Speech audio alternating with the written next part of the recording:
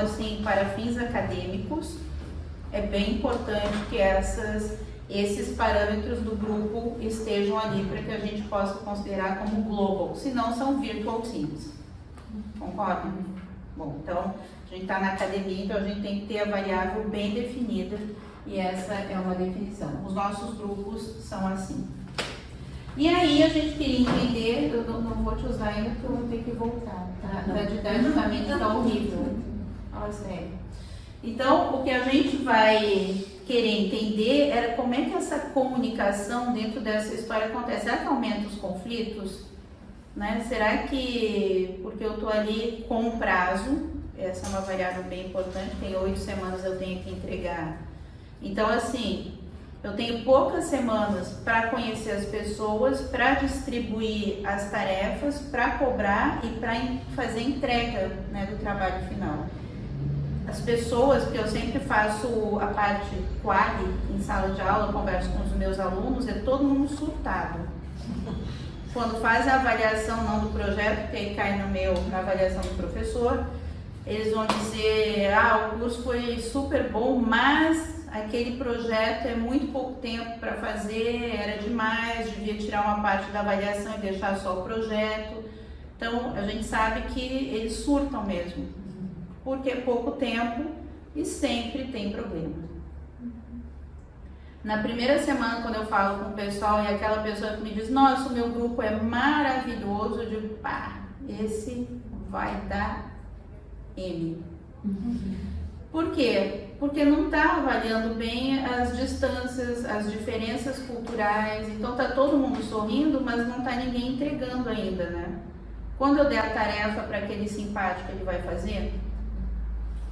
O que acontece com pessoas muito simpáticas? Não quero que vocês sejam antipáticos, mas assim, muitas vezes quando a pessoa é muito simpática, é aquela pessoa que a gente está no banco e ela diz, Zandra, quanto tempo que a gente não se vê? Tem uma fila de 100 pessoas, ela vem te dizer, Zandra, quanto tempo a gente não se vê, para cortar, né? Ficar na quinta pessoa da fila. Em grupos virtuais isso acontece seguido, porque aí eu meio que uso, e tem algumas características culturais de algumas culturas que eles usam muito essa questão da manipulação da empatia para trabalhar menos. E num período tão pequeno, é incrível isso, num período tão pequeno, pesa, porque aí tem alguém que vai ter que fazer isso por ele. Tem a avaliação, então a gente está pensando, o conflito está ali, né? Claramente. E por quê? Provavelmente porque essa comunicação talvez não tenha sido bem feita. Então a nossa questão era, será que alguém que tem uma inteligência cultural elevada vai entender essas deficiências na comunicação virtual e com isso vai reduzir o número de conflitos? Era essa discussão que a gente teve nesse artigo. Então eu coloquei algumas coisas aqui, a nova realidade da pandemia que trouxe para a gente de forma mais intensiva os Global Virtual Teams, que é algo que já existia antes da pandemia, as multinacionais usavam muito, só que as multinacionais usavam de forma diferente. Tinha primeiro um encontro pessoal, né, face to face, para apresentar a equipe, para quebrar o gelo. Então a gente dava assim uma semana o pessoal lá, aí a gente ia almoçar juntos, né? Pegava um cineminha, né? Ia pra noite, tomava um vinhozinho, né? Aí passava aquele ridículo juntos, aí já estava mais inteirado. E aí a gente voltava para casa e fazia o grupo virtual. Só que eu já sei com quem eu estou lidando. Eu já sei que o cara vai fazer o Zoom dele, por exemplo, eu se eu não estou toda vestida, eu não consigo entrar no personagem de dar aula, mesmo com Zoom. Então a gente até brincava com os colegas, e aí, tá de pijama? Eu falei, não, tô de saltinho, porque eu tenho que entrar no personagem, né? E para mim dar aula é personagem, é teatro. E eles falaram, mas que isso, não sei o que. Então, isso a gente já sabe, né? A gente teve esse contato. Com a pandemia acabou isso. Não tem o primeiro contato é o contato da tela, né? Então, por exemplo, coisas que a gente viu, né? Vamos fazer um Zoom às 10 para o brainstorm. Eu mandei essa mensagem. Puf, Quais são os problemas que vocês veem com essa mensagem? Quantas horas para quê? Em que lugar? Tá? Já não sei o fuso horário. É 10 da manhã, mas pode ser qualquer coisa no mundo, né? E aí? Vamos usar a Google Docs para fazer o relatório? Qual que é o problema com essa frase? Talvez não conheça a tecnologia ou coisa assim. Talvez não conheça, talvez eu use um outro tipo de web ou, como eu, detesto trabalhar no mesmo documento online. Não me acho. Ainda mais quando eu vejo que tá a Ana escrevendo ali, o Paulo ao mesmo tempo, e aí eu já não sei mais onde colocar o negócio, tenho horror. Não quero documento compartilhado. Mas o grupo decidiu. Isso vocês já viram. Né? Então, tem 10 da manhã em qual região, é muito tarde para mim. Por que não criar um grupo WhatsApp para fazer isso? Né? Eu trabalho bem melhor com chat. Né? Não, e aquelas pessoas, né, por exemplo, o meu marido ontem me ligou, foi muito engraçado, eu estava na casa de amigos, ele ligou com um vídeo e ele estava pelado. Aí eu falei assim, caramba, dá pra tu não sabe onde eu tô, né? E eu atendi, segundo eu também, né? Combinar que não foi só do outro lado, né? O meu lado também não foi muito, né? Aí eu atendi, mas que isso? Vai te vestir, porque eu tô na casa desses amigos e tal, não sei o que, né? Então, assim, isso é um problema, não saber que tipo de comunicação utilizar, porque eu não sei. Quantas gafes a gente viu durante esses anos de pandemia, né? De gente passando pelado atrás. Normal, gente, normal, né? Porque é uma coisa diferente, né? Do que está acontecendo. Eu gravei uma aula, que hoje eu vou dar aula depois de falar com vocês, e aí coloquei bem direitinho a imagem, não sei o que, tal, eu tava com um espelho atrás, né? Aí tentei ver todo o reflexo que ia aparecer, e eu, quando eu falo, me empolgo, né, assim, aquela coisa, e toquei no computador, mas não me dei conta, porque estava gravando, né, a aula.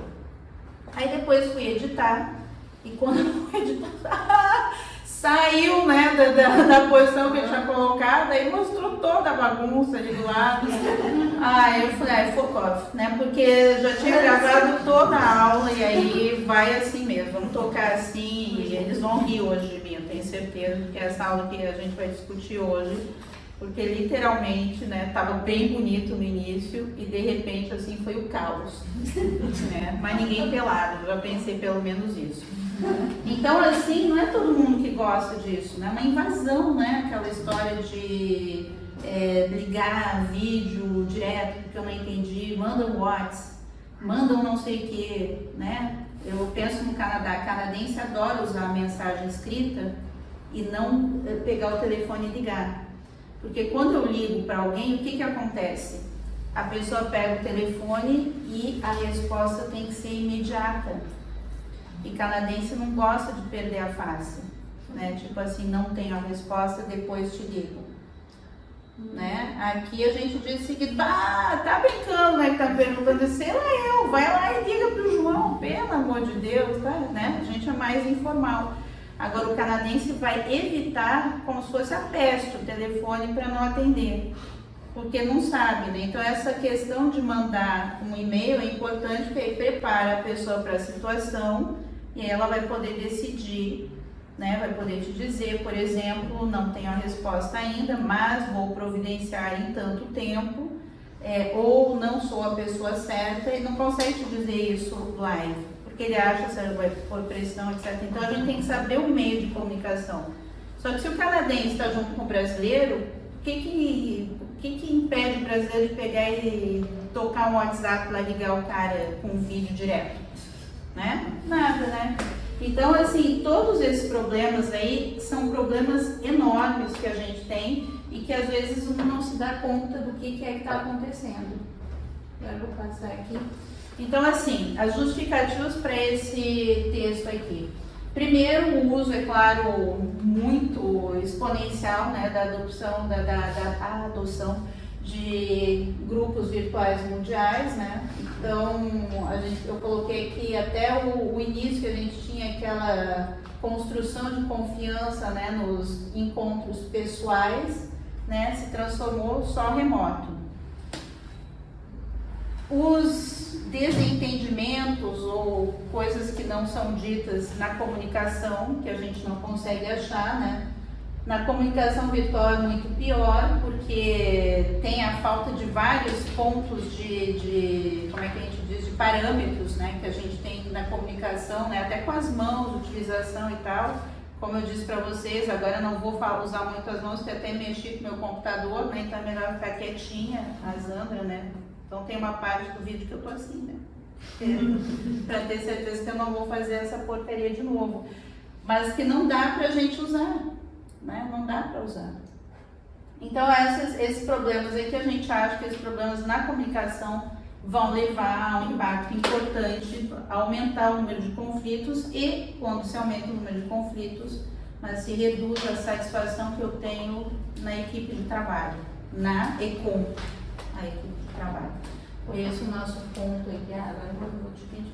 Então, assim, vocês viram, é banco de dados, é quant. Então, é claro que a gente vai sair com hipóteses aqui. Não vou ficar muito na metodologia, que é uma metodologia bem... Não tem... Eu ia dizer uma besteira, mas não é verdade. Bom, já que a gente está num grupo acadêmico, eu vou dizer uma coisa. Hoje em dia, se a gente usa método quantitativo em pesquisa, não dá para usar só aquela análisezinha simples de regressão. Journal não publica mais análisezinha simples de regressão, tá? Então, quando a gente usa método quantitativo, ou a gente já vai para uma análise confirmatória, que é o que a gente usou aqui no CFA, ou a gente vai para modelagem, ou a gente vai, entendeu? Tem que ser Ou a gente trabalha no um método diferente. Hoje em dia está sendo muito valorizado o método qualitativo, mas eu sempre digo qualitativo hard. O hard é importante nessa equação, quer dizer que é um método muito bem trabalhado, né? Que tem uma grande diferença em relação a outros, né? Então, grounded, né? Grounded é super legal. É super legal grounded se a gente conseguir provar que foi uma real grounded. Né? E como provar isso? Né? Como provar que realmente a teoria saiu daquela interação com o ambiente? É punk. Mas a gente tem que usar a linguagem do método Quali. Eu acho tão importante isso, né? Então não vamos falar mais de, por exemplo, generalização, né? A gente vai usar linguagens muito mais de, não vamos usar, como é que a gente diz aquilo lá? Reliability, como é que a gente diz isso? Confiabilidade, obrigada, mas a gente vai usar credibilidade, a gente vai usar interpretação, né? Então a linguagem já muda, né? Isso é bem importante, porque seguido que a gente avalia artigo, guarda a mesma linguagem, mas um método diferente. Não. Pesquisação, né? Pesquisação é um negócio que agora está começando a ser muito valorizado. Por quê? Porque a teoria pela teoria está começando a ser muito criticada ultimamente, né? Porque qual que é o impacto prático disso, né? Com a pesquisação. Então, assim, acho que o campo hoje é um campo de buscar mais metodologias bem aplicadas do que propriamente ser quantitativo ou qualitativo, né? Etnografia, né? Etnografia são estudos assim que estão sendo muito publicados, né? Estudos etnográficos, netnografia, né? Com toda a questão da internet, fechei parênteses. Então, assim, não vou discutir muito a questão, mas foi utilizada, então, análise confirmatória aqui com Smart PLS, porque para quem quer quant, Smart PLS revolucionou a coisa do preguiçoso. Porque quando a gente usa SPSS tem que pegar lá, abrir o negocinho, dizer para fazer análise, não sei o que, aí depois fecha, põe, vai pegar na coluna tal, com coluna tal. O Smart PLS a gente pega o mouse e vai com o balãozinho de um ladinho para o outro, ele já cruza as variáveis e já dá, nossa senhora, sinceramente, mas bom. Então foi o que a gente usou. Não fui eu que fiz, tá? Porque no nosso grupo tem gente que é hard quantitativo e a gente lida com as diferenças, quem é melhor vai. Então vocês estão vendo, é uma coisa bem simples aqui em termos de hipóteses, tá? A gente parte do princípio que não era na época Max-IQ, era inteligência cultural só, que tinha uma relação direta, né, com a comunicação. Então a gente acreditava que o maior índice de inteligência cultural iria também criar uma melhor comunicação, ou um aumento na frequência de comunicação, o que teria uma relação indireta com a frequência de conflitos, que então reduzir o número de conflitos na relação, o que impactaria na satisfação da equipe, aumentaria a satisfação com menos conflitos, mais comunicação também aumentaria a satisfação. Tá? São essas as hipóteses que a gente desenhou aqui. A base de dados que a gente tem é primorosa, né? Quem está navegando com isso não tem que pensar, será que eu uso 120 e vai dar, né, aquela coisa assim, será que eu vou ter um alfa? Não tem como não ter, tá? Não tem como não ter, porque é muita gente. Então, assim, a nossa amostra tinha 3.578 participantes com 755 times. Isso dá para, nossa, dá muito samba aí. O nosso problema não é esse, é que as variáveis não foram feitas para esse modelo. Esse é o nosso problema. Então, quando a gente começa desde o início, né, faz a teoria, daí o questionário, aí vai coletar. Então, normalmente, a gente vai ter índices de correlação importantes, né? Não vai ter problema nenhum. Aqui, a gente está criando a teoria para as variáveis que a gente tem. É quase como uma grounded quantity. Nossa, acabei de receber um raio lá do Senhor. Então, assim, mas, é uma coisa assim, é um estudo indutivo, tá? Claramente. Porque a gente usou o que já existia para poder tirar uma teoria de dentro. Aí dá muita pane em correlação, tá? De não achar um P interessante, né?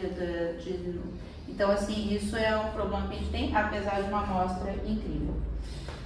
Eu tinha pedido, porque eu fui a leading author desse artigo, que eu queria ver entre março e abril de 2020, quando a pandemia fechou, se as pessoas estavam meio desesperadas e se ia ter um aumento de conflito. Só que eu queria comparar com 2021. O que eu descobri quando a gente já estava lá quase no final da análise, que em 2021 não tinha as mesmas variáveis que em 2020 que eles tinham coletado. Então, isso é aquele momento de pânico, né? Aí tu xinga todo mundo. Eu falei, bom, então ficaremos só em 2020, não falaremos mais de estudo comparativo, a gente vai só falar de Global Virtual Teams e acabou, né? Então, aqui detalhes da amostra, mais ou menos 21 anos, eles coletam alunos de graduação e de pós-graduação, mestrado. Isso aí é um dado quantitativo que mais ou menos relevante, né? Uma diferença mais ou menos de 4 horas dentro da equipe. E isso é interessante, a média da distância separando os membros dos grupos. Então, assim, todo mundo sempre está relativamente longe, né? Então, isso daqui é bom. Smart PLS, modelo estrutural, essa é uma coisa que é sempre importante quando a gente está escrevendo um artigo, né? O que tem de diferente?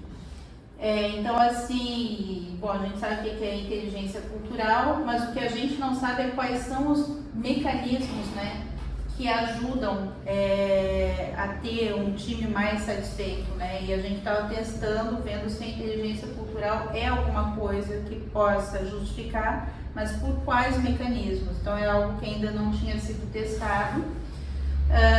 O efeito da cultura, da inteligência cultural na comunicação e na frequência de conflito também ainda é uma coisa que não foi discutido. E a maior contribuição que a gente fez é que quando a gente começou a manipular os dados, que realmente manipular não é uma má palavra, né, porque quando a gente está trabalhando com dados a gente manipula os dados, é que quando a gente usava a média do grupo, não dava samba. Não tinha, a correlação era muito fraca, a gente não tinha índices de confiabilidade interessantes e tal. E aí eu pedi para eles, e se a gente, em vez de usar a média, a gente usa o mínimo e o máximo? Né? Como eu disse para vocês, eu tô com pessoas assim, super high em método quantitativo. Ele fala, mas é complicado. Eu falo, mas, né? Mostra a tua contribuição, né? Me ajuda um meio de achar isso. Então, a gente tinha que extrair os outliers do grupo, né? E fazer a correlação com o outlier. Só que para quem conhece bem a estatística, uma pessoa num grupo não dá para a gente fazer isso. Então, a gente tinha que ter uma amostra importante entrando e fazendo a média dos mínimos e a média dos máximos. Esse está sendo o nosso problema hoje para conseguir emplacar num journal esse artigo. Provar que as médias dos mínimos realmente são mínimos, porque quando a gente fala de dispersão da amostra, né, então assim, o desvio padrão, se eu estou trazendo bem, o desvio padrão da amostra, o que vai acontecer é que tem grupos que são grupos mais fechadinhos, que não existe um real outlier. E tem grupos que é tipo assim, tem realmente o que não tem inteligência cultural nenhuma e o que tem lá em cima. E como é que a gente consegue separar isso da amostra? Né? Esse é o que a gente está tentando justificar até agora para journals. Como que a gente separou isso? Felizmente não é o problema, não é o meu problema, é o da Wendy que está lá, a parte quantitativa, então é ela que está batendo para justificar isso daí. Eu só justifiquei o que tem diferente, esse empatou. E apareceu aí o que eu estava esperando num grupo. Os máximo de inteligência cultural tem um impacto super importante dentro do grupo, bem mais que a média. E aí eu falei, caramba, agora sim a gente tem algo interessante, apesar de ter que justificar o método ainda. Tá? Eu coloquei aqui uma partezinha de como é que isso foi medido, só para vocês terem uma ideia. A gente não teve que validar a escala, porque tudo isso daí já existem escalas que foram usadas, né? O da cultura, da inteligência cultural é da Eng, o VAS também fez a sua própria escala, então eles já validaram isso, é ótimo não ter que validar a escala.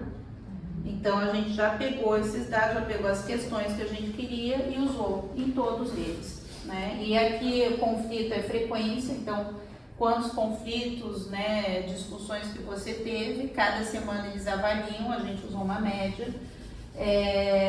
Comunicação também, né, você se comunicou com essa pessoa, né, então é uma escala pobre, na minha opinião, mas bom, só uma vez, né, quantas vezes que se comunicou, isso a gente transforma de uma certa forma para fazer a correlação. E a satisfação da equipe aqui é medida na última semana, né, quando a gente já terminou o trabalho. Normalmente a gente deveria estar feliz, aliviado, mas tem gente que aí detona, né, todo mundo, porque teve muitos conflitos, teve muitas coisas e tal. Então, é isso que a gente mediu. Poderia ter medido o resultado, né, a nota do relatório, o que a empresa achou, mas existe um problema aqui, claro, que é o nível da análise. Se a gente analisar no nível individual ou no nível do grupo. Tá? Então, quando a gente está colocando, agregando, né, os dados, a gente decidiu usar só o nível do grupo, né, e não usar o nível individual. Teria sido um outro estudo. Aí a gente teve, só para brincar um pouquinho, chocantemente, isso daqui não foi encontrado um nível de significância importante, né, para provar o nosso ponto. Esse é o ponto principal da história, a inteligência cultural, que deveria aumentar a frequência de comunicação. O que a gente vê é que né, vocês estão vendo, tem um menos aqui, o efeito não é direto, é indireto, né, contrário, assim, trocando as palavras em português, e não tinha significância. Então, merda, o que fazemos agora? Mas aí a gente já estava muito longe, eu falei, me acha onde é que tem. E aí é onde a gente começa a fazer flechinha, né? Ela falou, pois é, realmente comunicação em conflito tem o que a gente pensava que é de impacto, tem a significância, e quanto mais eu me comunico, mais eu reduzo os conflitos. Desculpa, é maior frequência ou melhor comunicação? Essa é a minha justificativa no final do paper, porque não achamos nada. Porque não está aqui, mas é frequência. E aí a gente está justificando que talvez se a gente tivesse analisado qualidade, talvez aí tivesse mudado. Porque não necessariamente alguém que tem uma inteligência cultural elevada, como ele já entende o que está acontecendo, ele não precisa se comunicar muitas vezes. Ele só precisa ter comunicações de qualidade. No final é isso que a gente dá como desculpa. Né? Porque para medir isso a gente não tem as variáveis, né? A gente não tem as variáveis. Mas aqui a gente achou a relação, e claro, né? A satisfação da equipe, quando eu diminuo os conflitos, eu tenho uma equipe mais satisfeita. Quando eu comunico mais, eu também tenho uma equipe mais satisfeita. Então essa parte a gente chegou lá. Tá bom. Bom, então só a primeira, que era a mais importante da história, foi rejeitada. Imaginem. Aí a gente tem que pedalar. Vamos ver como é que a gente pedalou. É isso, né? Estudo indutivo, como eu disse. Então, assim, aí a gente pedalou, e uma coisa muito importante hoje que eu disse para vocês é que a contribuição não pode ser só acadêmica. Né? Então, para quem está fazendo tese de doutorado e tal, tem que achar lacuna teórica e toda essa história aí. É super legal achar a lacuna teórica. Mas e o que eu faço com essa lacuna? Né? Então, assim, a maioria dos journals hoje em dia, eles querem ver a contribuição na área de administração, a contribuição em gestão. Se o teu paper é sexo dos anjos, mas bem, é um problema. Né? Ah, mas eu achei a lacuna, aquela coisa que ninguém achou. E daí? Talvez ninguém achou porque não interessava, né? Então, esse é um problema real que a gente está tendo hoje em dia. Né? Então, assim... Né? Acho bom ter essa preocupação para aproximar com a prática também, né? Com a realidade e das empresas, enfim, né? Nós estamos em ciências aplicadas. Estava pensando até o que é uma lacuna. Às vezes ninguém precisou da pesquisa, que não fosse interessante pesquisar para determinado... Não resolve o problema. Não resolve o problema. Pode ser. E tem, né, eu acho que depois da nossa fala, eu espero que vocês pensem bastante na percepção do outro, na leitura. Eu acho um negócio genial, mas o outro não entendeu nada do que eu estou dizendo. Então, genial para quem? Estou super orgulhosa do meu trabalho. Né? Good for you. Mas assim, é aquela questão que a gente tem, né, que também pensar nesses parâmetros. E essa é uma grande discussão da academia hoje em dia, porque engessou, né, as nossas publicações. Né? Então, eu, por exemplo, estava discutindo outro dia, eu já não sei mais em que língua eu escrevo, nem em que língua eu penso. E aí te engessa, porque a criatividade é um fluxo contínuo que deve ser algo assim que tem que sair, né? É isso ser criativo, né? Quando a gente estuda, por exemplo, grandes pintores, a gente vê que eles tinham assim surtos momentâneos e começavam a pintar aquela coisa assim excessiva. Tanto é que quando vocês vão ver exposições, vocês vão ver que eles falam, tal fase. E aí a pessoa pintou vários quadros ao mesmo tempo, né? Como que conseguiu? É um gênio mesmo. Não, teoricamente a gente também deveria ser assim, se não tivesse esse gesso. Quando eu estou no momento criativo pensando numa ideia, eu deveria deixar fluir, né? Depois eu vou, não, agora tem que desenvolver, tem que ver qual que é a lacuna. Aí depois da lacuna, mas qual metodologia vai ser a correspondência perfeita? Ah, mas a Zandra acabou de dizer que a análise de regressão simples, a Manova já não publica mais. Puxa, aí eu tenho que usar outra coisa. Mas esse estudo, eu acho que só isso já era o suficiente. Ah, então vou mudar de estudo, né? Ai, meu Deus. Ai, por que é uma metodologia nova para isso? Ai, meu Deus do céu, né? Aí, cadê a criatividade? Me bloqueou totalmente. Porque aí eu já estou pensando em outra coisa.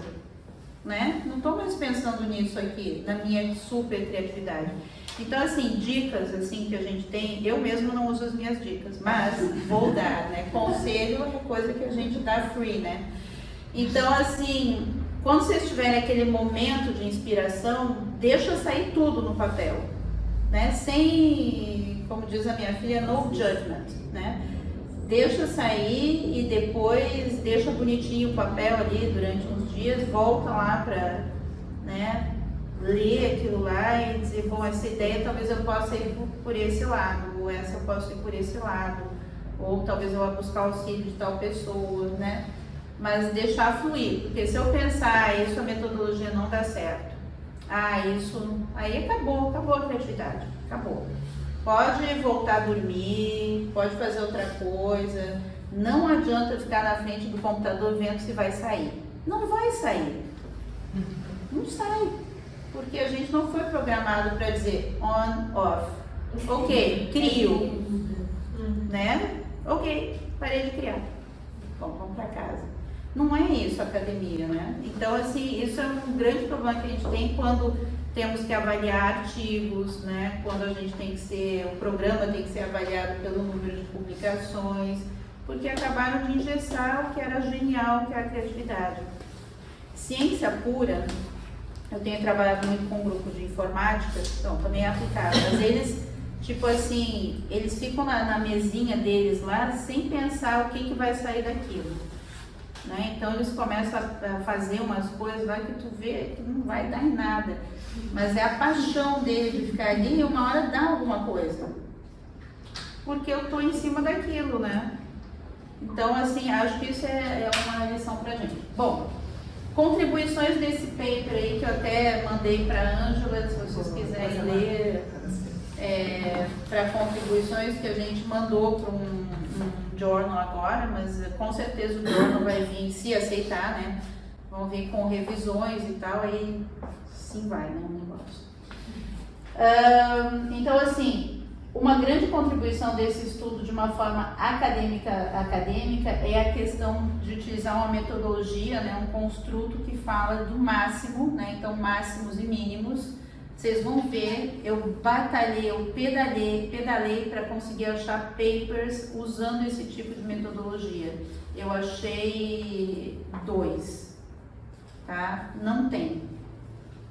Esse vai ser o nosso grande desafio, provar que realmente a nossa metodologia é boa usando esse tipo de questão aqui, né?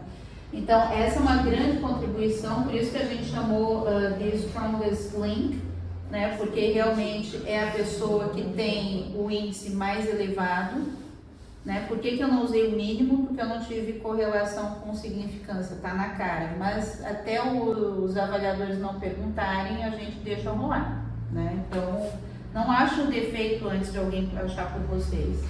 Então, a gente está nesse daqui, né? Então, isso é uma grande contribuição, é algo que não foi feito, quase não foi feito ainda.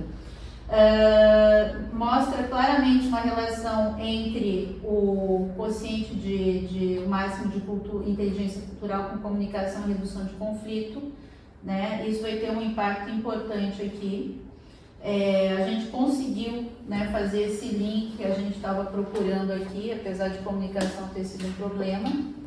O que isso implica? E é agora essa implicação que é o grande pulo do gato desse paper aqui. Eu não preciso mais fazer treinamento em empresa para todas as pessoas que vão trabalhar em times interculturais, para que todos desenvolvam uma boa forma de administrar a diversidade cultural. Porque a gente percebeu que tendo uma pessoa bem desenvolvida, ela consegue ser o líder do grupo e organizar as caixinhas com bem menos conflito. Para a empresa isso é genial, né? Porque aí eu posso focar nos elementos que são os elementos mais capacitados de acordo com aquelas 4 dimensões da ENG e dizer, bom, esse cara aqui eu vou treinar mais, né? Ou vou dar um suporte, ou vou colocar ele numa situação de coordenador do grupo. Não necessariamente ele precisa ser o líder, mas ele precisa ser a pessoa que vai organizar a casinha e vai dizer, ó, você faz isso, né? Ele vai minimizar os conflitos. Então, em vez de eu ter que trabalhar em cima de cada indivíduo, eu vou trabalhar em cima de um indivíduo. O que a gente colocou aqui, ó, um influenciador no grupo é o suficiente para conseguir aumentar a comunicação e reduzir os conflitos.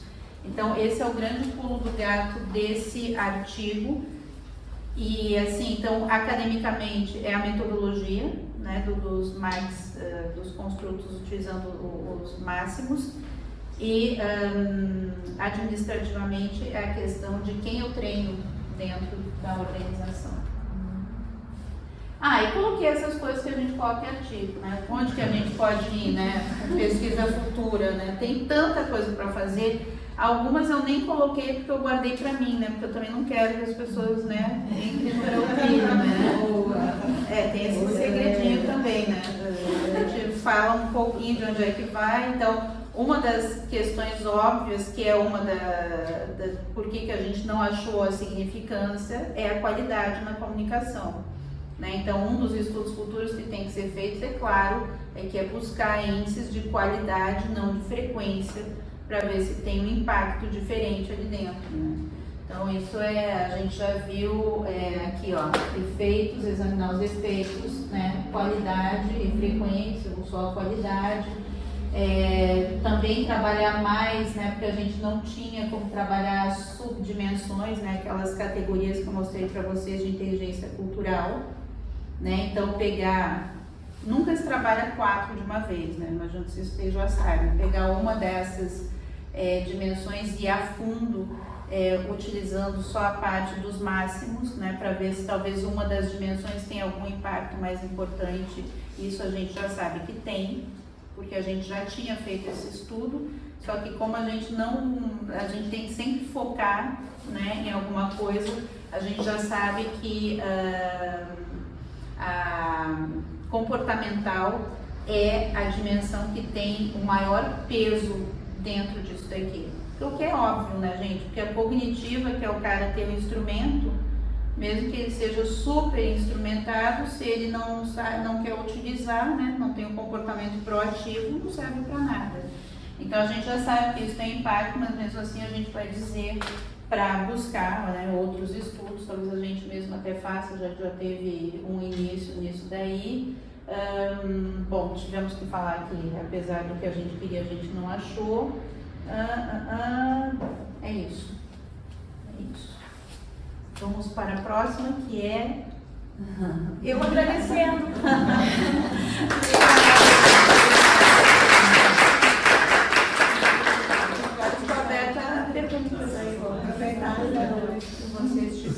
Zandra, parabéns pela apresentação, pela vivência das suas experiências. Com relação à pesquisa que tu apresentou, em relação ao instrumento, primeiramente, tu comentaste que tinha uma base de dados e a partir daí foi tentado verificar essas relações. Após a pesquisa realizada, qual a análise que vocês fizeram em relação ao próprio instrumento, que na verdade eram escalas que já tinham singularidade, né? Mas com relação ao aperfeiçoamento dessas escalas e até a possível replicação dessas escalas, e se essa escala era toda em inglês ou se houve alguma adaptação? Porque esse é um elemento também sensível, a partir do momento que eu traduzo uma escala, né, essa validade psicométrica que ela continua possuindo, como é que foi? Então, perguntas do back translation, né? Como é que as escalas são traduzidas ou não. Esse é um grupo de pesquisa, um estudo feito por uma universidade norte-americana, da Carolina do Norte. Então, claramente, tudo se passa em inglês. É bom e é ruim. Por que é bom? Porque é a língua comum. Né? Então, assim, não tem que lidar com tradução, que é estudo intercultural, é um inferno de tradução. Né? É exatamente o que está sendo colocado aqui. Perde toda a validade, nossa, validade de face, validade de construto, tem que começar de novo. Uma escala que a gente traduz tem que validar de novo, não tem jeito. É um grande problema, inclusive a própria escala, se ela foi feita mas isso é bem empirismo, né? Então, eu estou falando como acadêmica. A escala que foi feita em inglês americano, ela deveria obrigatoriamente ser validada para ser utilizada em inglês britânico, inglês australiano e tal. Porque não é a mesma percepção, não se usa exatamente os mesmos termos, uma expressão que eu acho que está clara em inglês não é bem a forma como eles usam, né? Então, assim, esses são os preciosismos. A gente nunca faz, né? Mas deveria fazer. Então, assim, essa é a parte positiva do instrumento, ele traz todo mundo para o inglês, tá? Então, isso já cai fora. Existe no início do trabalho, né, dos grupos, um teste de, como é que a gente diz, de fluência em inglês que é feito. Então, assim, tem uma nota mínima para as pessoas poderem participar do programa, desse X-Culture aí, porque se não lê direito inglês aí, nem se comunica direito, é um problema. Só que a gente sabe, né, nota mínima, acho que é 70, nota mínima de 70 é 30% já de comunicação que se perde, né? Para mim é baixo, 70% de comunicação numa língua, ainda mais à distância. Mas é a linha de corte que eles fazem, que eles acreditam que com 70% a pessoa vai ler as perguntas e vai colocar direitinho o que tem que ser feito. Então, assim, essa é uma das questões. Já pensamos em traduzir? Não. Por quê? Porque a cada ano tem escalas que ele integra, ele, o Vaz, né, que é o coordenador do banco de dados, ele integra ou ele tira. Por que ele tira? Porque também é tanta questão para o aluno responder que lá pelas tantas tem tantos missing values que a pessoa até nem deixa em branco, né? Porque não aguento mais responder a tanta coisa. Então, para minimizar o número de questões, quando ele tem um estudo que ele acha interessante, ele tira alguma coisa e acrescenta outra. Tá? Esse ano a gente pediu para ele acrescentar um banco de perguntas, porque a gente está tentando trabalhar com inteligência cultural e capacidade de absorção, que é a minha área mesmo, capacidade de absorção, e não tinha. Né? Por mais que a gente tentasse transformar as escalas, que aí a gente, né, os criativos, não tinha como, a gente precisava de uma escala em capacidade de absorção, então a gente teve que negociar muito com ele para colocar, e ele colocou porque ele nos fez jurar que aquilo não ia dar só um artigo, mas que a gente ia utilizar mais vezes a mesma coleta de dados.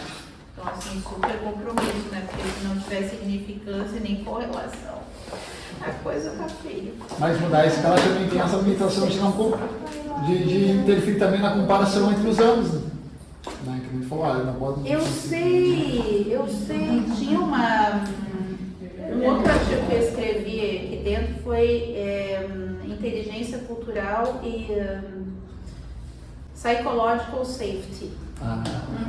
Tá? E assim, e tinha uma variável que era a variável perfeita para medir isso daí, e ele não tinha medido nos anos que a gente queria. Né? Então, assim, a gente tem que se adaptar ao que tem ali se quiser brincar com essa base de dados. E o artigo foi bem interessante, só que a gente foi publicado já no European Journal of International Management. Uma coisa bem interessante que foi desse psychological safety e problemático também, é que a gente achou realmente uma associação muito importante, né, em termos de quanto maior a inteligência cultural, mais eu me sinto segura no grupo, e quanto mais eu me sinto seguro no grupo, melhor a performance, né, porque aí é aquele efeito de grupo mesmo.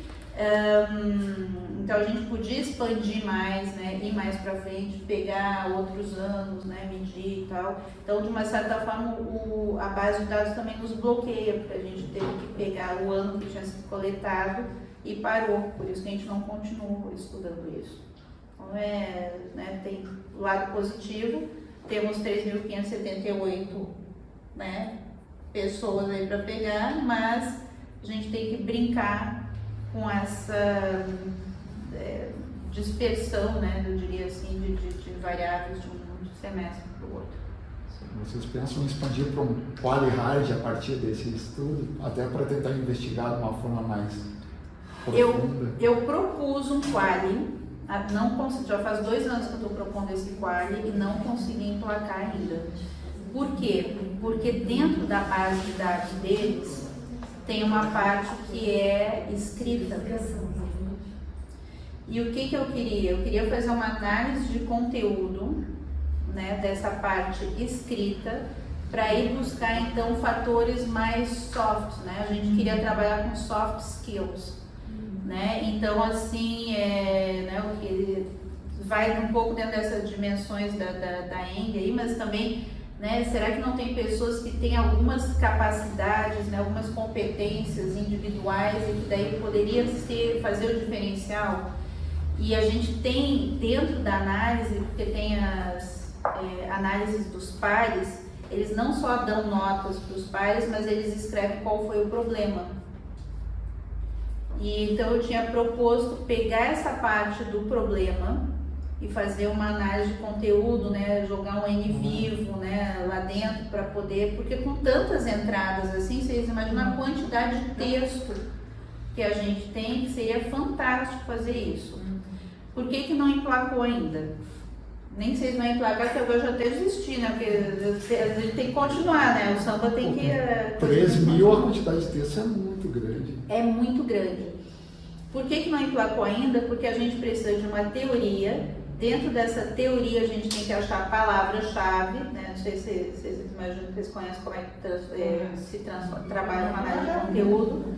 A gente tem que achar as palavras-chave que vão fazer a associação com essa teoria e começar a coletar, né, pegar esse banco de dados. Já só a coluna ali, né, no NVivo não trabalha com coluna como SPSS e SmartQLS, então tem que tirar de lá, colocar, codificar dentro do NVivo, e assim, isso é horas homem importantes, né, aí dentro. Então assim, por isso que ainda não foi viável, né, a gente já tinha pensado em pegar só alunos de MBA, que aí reduz para umas 1000 entradas, sabe? Aquelas coisas assim para tentar reduzir um pouco o volume, mas não tão...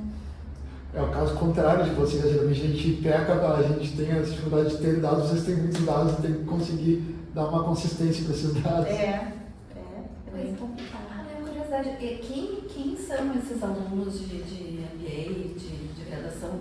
Qual é essa base de...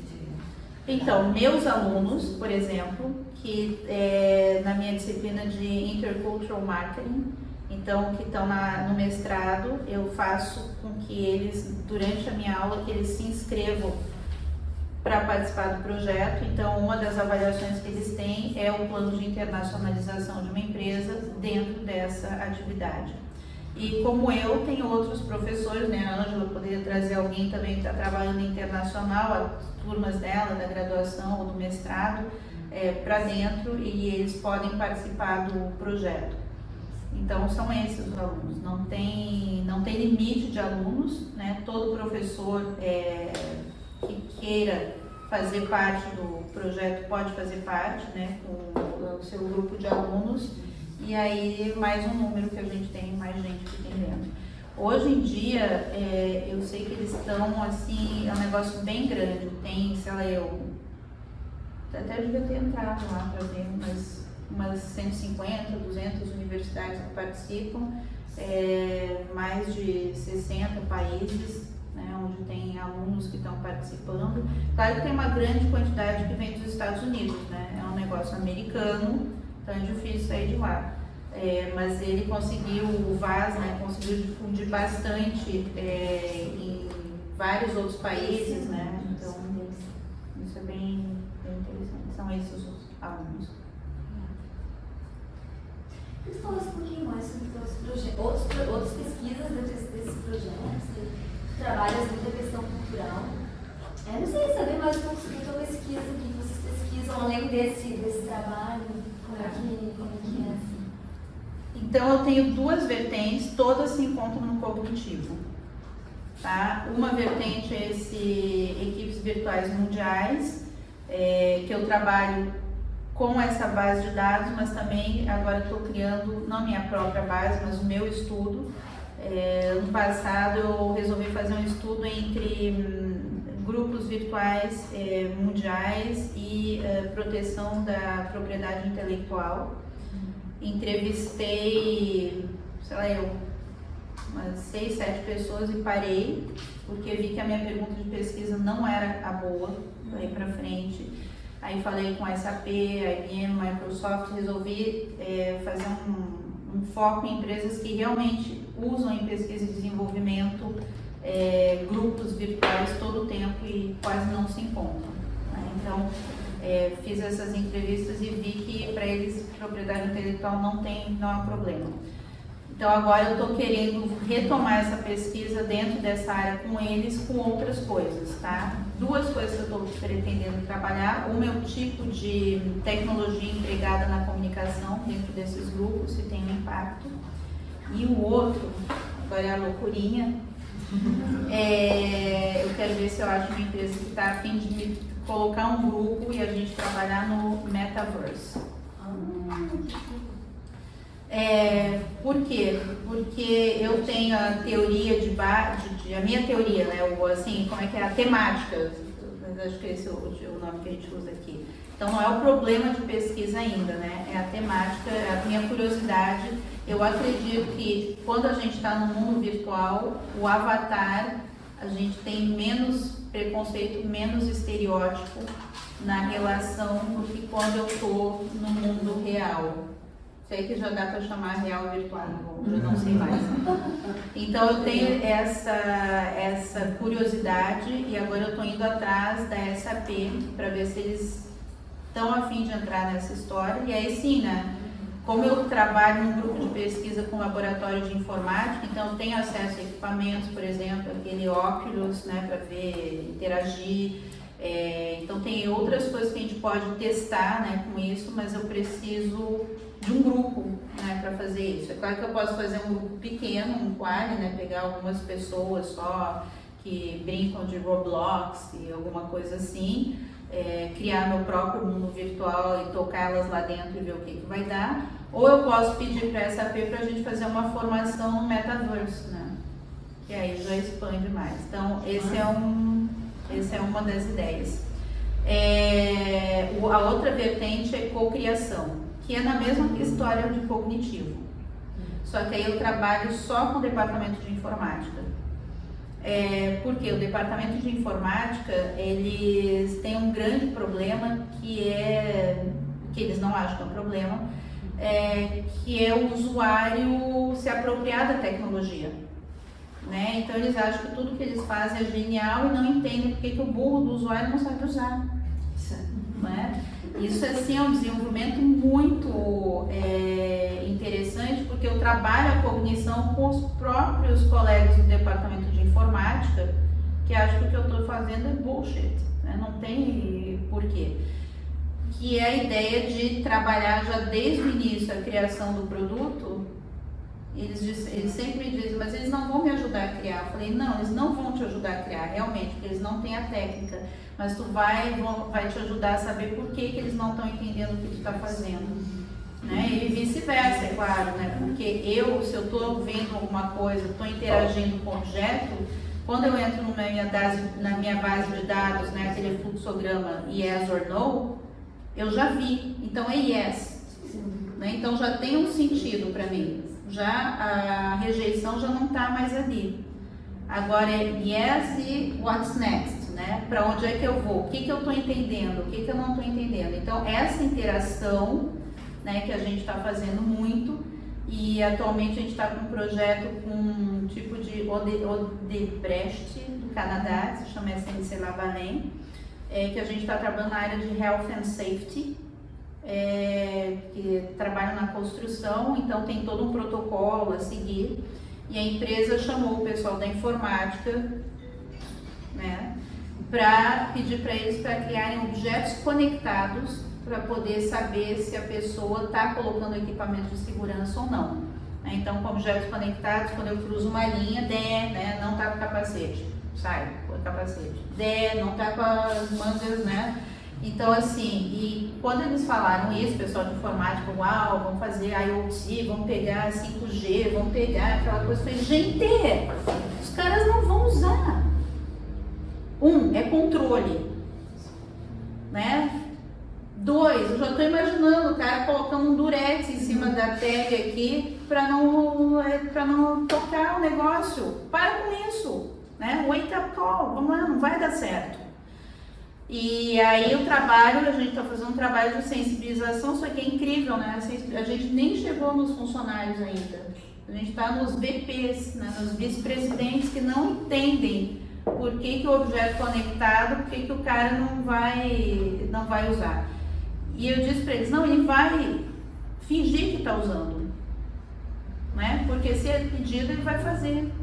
Mas eu garanto para vocês, então assim, a gente já fez várias dinâmicas de grupo, né? Para mostrar como é que é a percepção das pessoas, que não é a mesma, né? Então tem algumas dinâmicas que eu trabalho com eles, né? Que sempre termina em conflito, mesmo entre eles. Porque claramente, apesar deles acharem que estão super alinhados em quais são as regras, eles se dão conta que não, que né, a Manpreet lá, que é da Índia, tinha entendido de uma forma, né? O John, que é da Inglaterra, tinha entendido de outra. E o Dave, que é o cara que escreve mesmo o protocolo, escreveu outra coisa. Né? E aí chega lá no middle manager, que é o cara que interpreta as normas e faz com que os camaradas lá vão colocar todo o equipamento, e aí eu não sei o que acontece, né? A gente encontrou com esse middle manager aí que se chamava, como ele chamava, não lembro mais o nome dele, e a gente estava nessa discussão, e a primeira coisa que ele disse foi o seguinte: eles reclamam muito, não sei como a gente chama, funcionários, os trabalhadores, que eles não são ouvidos, né?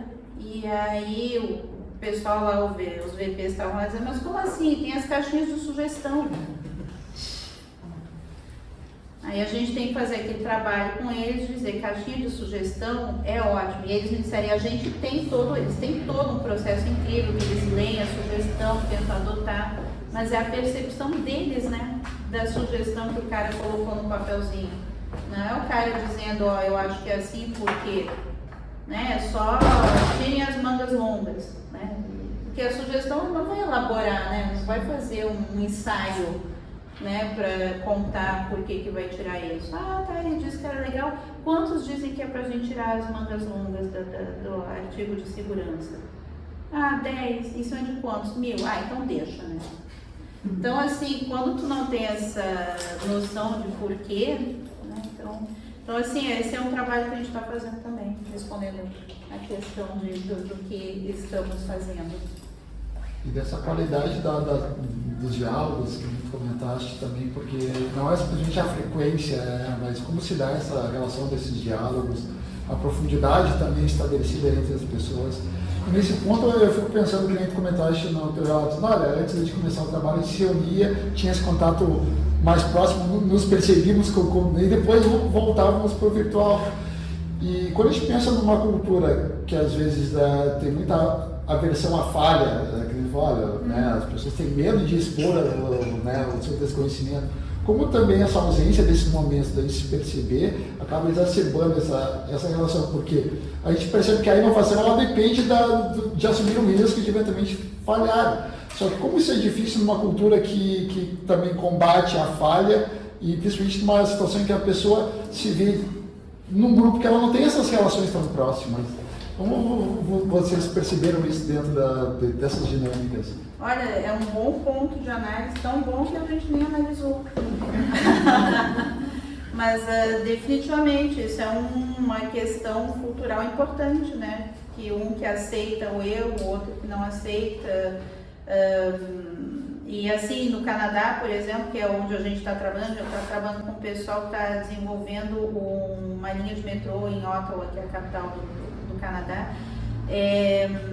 Então são pessoas multiculturais, né? Porque o Canadá é um país de imigrantes, então tem tudo que é tipo de gente, né? E assim, que entendem a informação de uma forma diferente, que vão aplicar, que vão mais peitar e vão fazer. Eu sempre digo, quando eu trabalho com brasileiros é muito engraçado, porque o brasileiro é muito criativo. O brasileiro é o tipo assim, se tem problema, tem solução. Só que ele não pensa, muitas vezes tem um protocolo a ser seguido. Mandou fazer isso, não consegui fazer dessa forma, vou fazer. Né? E isso, numas empresas canadenses, por exemplo, que tudo é sistematizado, escrito, sabe aquela coisinha bonitinha, assim, tomam nota de tudo, aquela coisa fantástica. Agora com tablet, né, tirar foto, escreve memos, né, aquela coisa tudo que acontece. Um brasileiro é um problema. Porque o cara fez, resolveu e foi para casa, né? Aí quando aquele problema acontecer de novo e o brasileiro, o João, não está lá, né? Então, o que vão fazer? Mas para esse problema já apareceu antes? Não sei. Quem que trabalhou aqui antes? Também não sei, porque não está documentado, né? E agora, o que a gente faz? Que solução que a gente acha, né? Então, pira assim um pouco, né? Essa saída de ter as rotinas bem... Então, sim, é verdade, isso não é uma pesquisa que eu faço, mas ó, é uma pesquisa que tu pode fazer.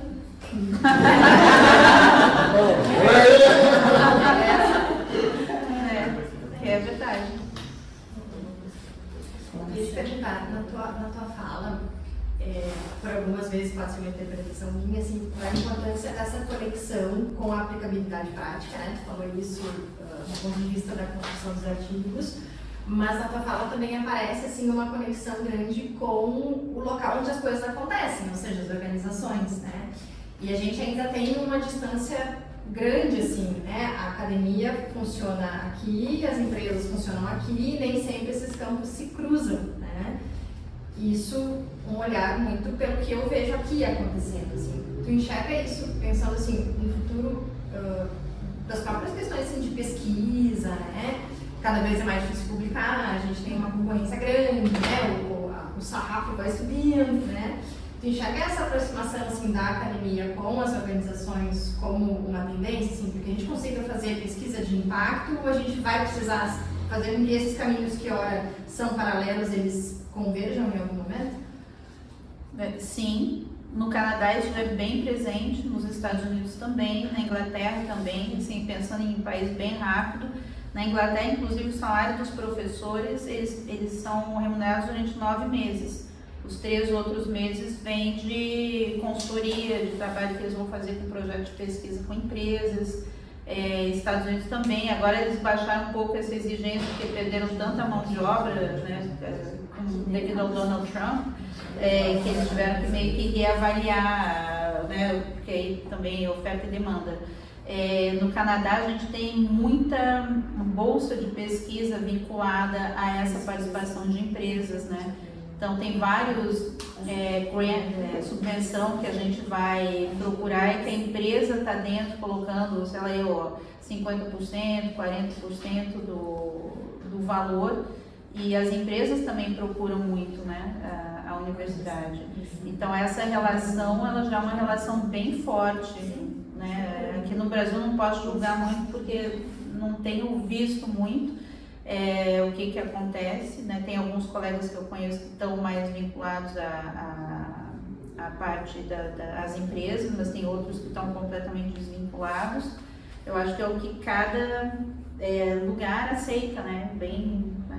É nesse sentido que tu falavas, eu também comentei aqui com as colegas, né, que parece que as pesquisas elas são feitas com as empresas, né, tipo, acesso a SAP, coisas assim, né, não sei, me veio muito essa ligação muito direta com o mundo corporativo, assim, até tu falaste, enfim, assim, eu até perguntei para colegas assim, se tu tinha uma parceria com a empresa nessas pesquisas que vocês conduzem, por meio da universidade, né? Tá, então, não é tão fácil assim. Eu tenho contatos, né? Eu estou no departamento de informática, não estou no departamento de marketing e gestão, mas o departamento de informática em 2017 me chamou para um grupo de pesquisa, a área aplicada informática da raiva. Da raiva pela quantidade de recursos financeiros que eles têm, que eles esnobam $100 mil, nem vão fazer o esforço, se não é abaixo de 1 milhão, não entram. Tem acesso a todas as empresas que vocês podem imaginar, então assim, e agora eu estou dentro desse departamento, Então, assim, o que tem de demanda das empresas para fazer alguma coisa, e como os meus colegas meio que compraram um pouquinho a minha ideia, um pouquinho, né? Compraram, então em seguida eles tentam me integrar dentro dos projetos que eles vão fazer, mas não é tão simples assim, tá? Só para dizer, parece, é o meu caso, não é o caso de todos os professores. Te parabenizar primeiro, Sandra, muito obrigado pela apresentação, parabéns para ti e para toda a equipe, sensacional a gente ver trabalhos assim. Eu queria te fazer uma pergunta relacionada a um pouco a aplicabilidade do que tu trouxe pra gente, sobre contextos domésticos. Então, quando a gente fala de países, dentro de países, não falar de pessoas que estejam em outros países, se tu vê dessa mesma forma, ou se tu acredita que tem outras variáveis que são muito relevantes, ou se inclusive é algo que tu vê, que você vê com um modelo, com uma pesquisa que você trouxe, se é possível inclusive trazer essa aplicabilidade para um país como o Brasil, por exemplo, que tem diversos contextos socioeconômicos, culturais dentro de um país dentro. Com certeza, é possível. Claro que países mais, eu ia dizer heterogêneos, é uma pesquisa mais difícil, mas eu não acho o Brasil, e agora é bem achódromo de cientista, de percepção, entro no meu cognitivo, não entro no de vocês, que o Brasil não é um país tão heterogêneo. Tá? Eu acho que o Brasil, em termos culturais, é um país bastante homogêneo. Se a gente for descrever um brasileiro, tem características que tem muito típicas, né? Então eu sempre digo assim, depende do nível de análise. A gente tem um nível macro intercultural e um nível micro intercultural. Se eu definir a coletividade, não me matem quando eu vou dizer isso, mas brasileiro é muito parecido, tá? Então se eu pegar um índice, por exemplo, de Hofstede e colar num brasileiro, vai estar muito perto o índice. Mas quando eu for para análise micro, né, que a gente chama de, que tem os dois lados, né, da análise, que é o ETIC e EMIC, né, então um que é o geral e outro que é o específico, né, aí sim a gente vai começar a ver grupos mais heterogêneos, né, e tal. Então assim, em termos culturais, depende do que a gente quer fazer com a cultura. Né, para trabalhar com grupos virtuais globais, eu vou trabalhar num nível macro. Então, eu consigo dizer que brasileiro, desculpa aí, o termo é tudo igual. Eu sei que está muito polarizada a questão, mas em termos de valores, que é aquilo que a gente não vê e tal, tem uma linha muito precisa, e a cultura, ela não muda, né, gente? A cultura, ela evolui dentro de uma mesma raiz, né? Então, essa raiz que tivemos, eu sempre digo, quem trabalha com cultura tem que estudar história. Essa raiz, ela nos persegue para todo sempre, tá? Então isso assim é uma coisa bem difícil de, quando eu falo para alguém, mas evoluiu porque entrou tecnologia, a tecnologia não faz a cultura mudar, ela faz a cultura evoluir dentro da sua própria raiz e se adaptar a esse novo elemento tecnológico, né? Então tem culturas que são mais complicadas que a brasileira, né? Então, em termos heterogêneos.